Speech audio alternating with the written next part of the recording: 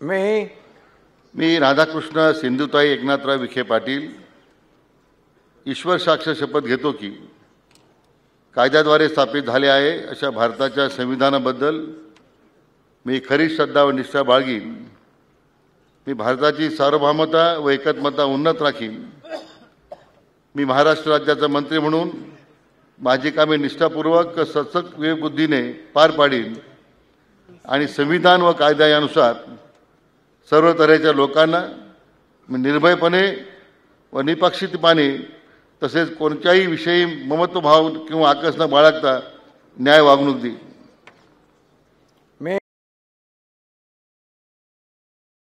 पाटील ईश्वर साक्ष शपथ घेतो की महाराष्ट्र राज्याचा मंत्री म्हणून माझ्या विचारार्थ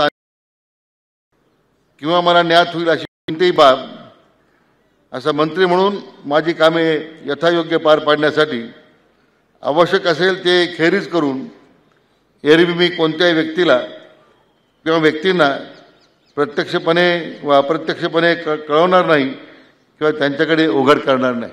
जय हिंद.